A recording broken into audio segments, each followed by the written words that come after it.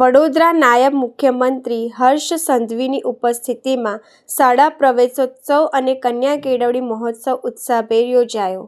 નગર પ્રાથમિક શિક્ષણ સમિતિ દ્વારા સંચાલિત મહારાણી શાંતાદેવી પ્રાથમિક શાળામાં યોજાયો શાળા પ્રવેશોત્સવ. આજે 1354 જેટલા વિદ્યાર્થીઓને ઉત્સાહ સાથે પ્રવેશ અપાયો. વિદ્યાર્થીઓ ખાનગી શાળા છોડી સરકારી શાળામાં મેળવી રહ્યા છે પ્રવેશ. નાયબ મુખ્યમંત્રીએ બાળકોના ઉજ્જવળ ભવિષ્ય માટે શિક્ષકોને જવાબદારી નિભાવવા કરી ટકોર. નાયબ મુખ્યમંત્રીએ વિદ્યાર્થીઓને શ્રેષ્ઠ શિક્ષણ આપવા પણ કરી ટકોર. બાળકને સ્વચ્છ અને સ્વસ્થ રાખવા વાલીઓને કરી અપીલ. બાળકોના શિક્ષણની સાથે ગણતરીની પણ જરૂરી. દરેક ક્ષેત્રમાં બાળકોને આગળ વધારવા કરી અપીલ. આ વર્ષે ખાનગી શાળાઓમાંથી 1354 વિદ્યાર્થીઓને પ્રવેશ મેળવ્યો. વડોદરામાં સમિતિની છે 126 શાળાઓ. 2030 સુધીમાં તમામ શાળાઓમાં મોડેલ સ્ટુડિયો બનાવવામાં.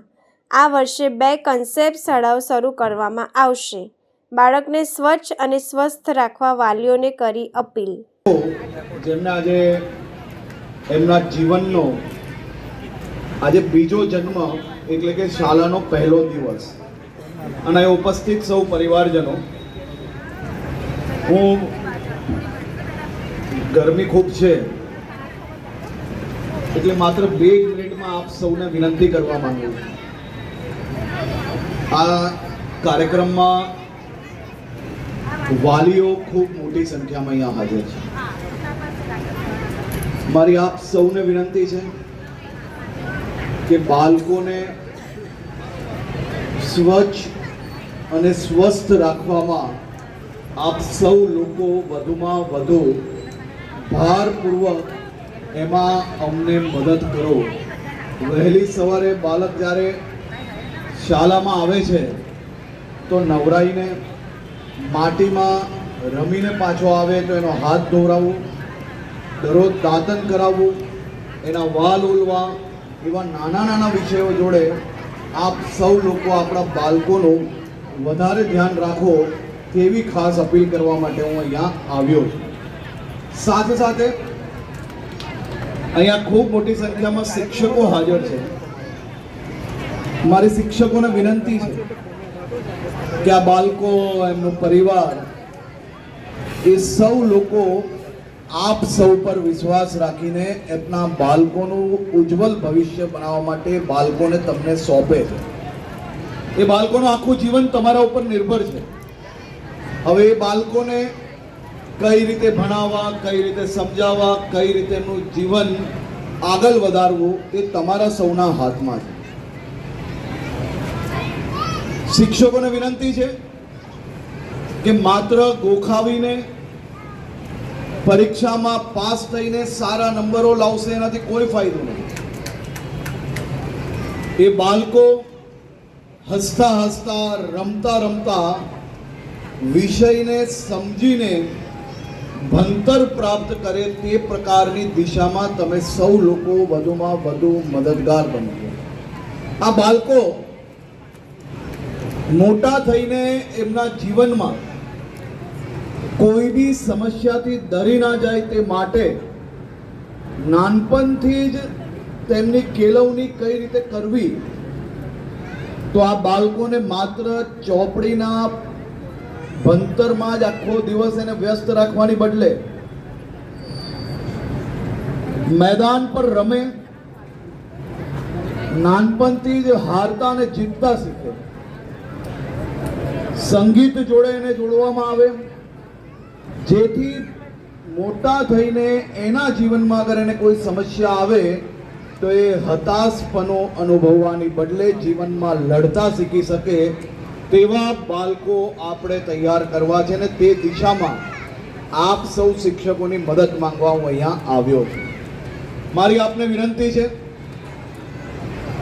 કે શાળાને વધુમાં વધુ સ્વચ્છ રાખવા માટે જે બાળકો આ 5મા ધોરણથી ઉપર અહીંયા બેઠા છે એવા બાળકોને આપણે જવાબદારી આપીને નાના બાળકોને તૈયાર કરવા જોઈએ અને તે દિશામાં તમે સૌ લોકો સાથે મળીને કામગીરી કરશો તેવો મને 100% વિશ્વાસ છે.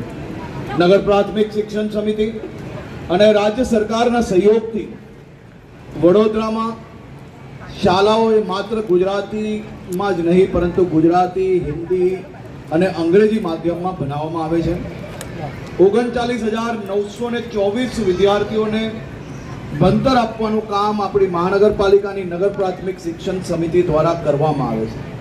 આ વર્ષે 7544 બાળકો જેમને નવો પ્રવેશ વડોદરા નગર પ્રાથમિક શિક્ષણ સમિતિની શાળાઓમાં લીધો છે.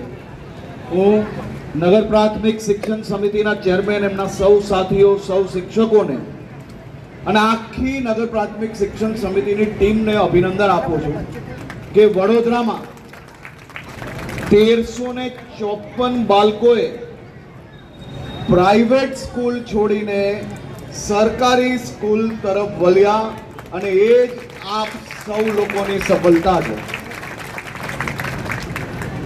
ડ્રોપ આઉટ રેશિયો, જે બાળકો હદ વચ્ચે ભણતર છોડ્યું હોય તેવા બાળકોને ફરી ઘરે ઘરે જઈને સંપર્ક કરીને આખું એડમિનિસ્ટ્રેશન અમાને અહીંયા ચૂંટાયેલા પ્રતિનિધિઓએ સાથે મળીને આજે પ્રયાસ કર્યો, તેના થકી હજારો બાળકોને ફરી સ્કૂલ સુધી પહોંચાડવાનું કામ એ વડોદરાની ટીમ વડોદરા દ્વારા કરવામાં આવ્યું છે. એ માટે બી હું એમને અભિનંદન આપું છું. ફરી એકવાર સૌ વાલીઓને હું વિનંતી કરું છું કે બાળકોનું ભવિષ્ય ઉજ્જવલ બનાવવા માટે એને સ્વચ્છતા, સ્વાસ્થ્ય અને ભણતર આ બધું સાથે મળીને જ્યારે તમે એની ઉપર ધ્યાન આપશો તો એ માત્ર એક હોશિયાર વિદ્યાર્થી નહીં પરંતુ એક સારો નાગરિક બનાવવામાં બી આપણે સૌ લોકોએ સાથે મળીને કાર્ય આગળ વધારવું છે. આપ સૌ લોકોને ફરી એકવાર ખૂબ ખૂબ અભિનંદન. ખૂબ ગરમી છે એટલે આપણે સૌ લોકોને હું જય જય રામજી કી ભાઈ અને બધા જ લોકો તમારા સપના સાકાર થાય તેવી શુભકામનાઓ. ખૂબ ખૂબ આભાર.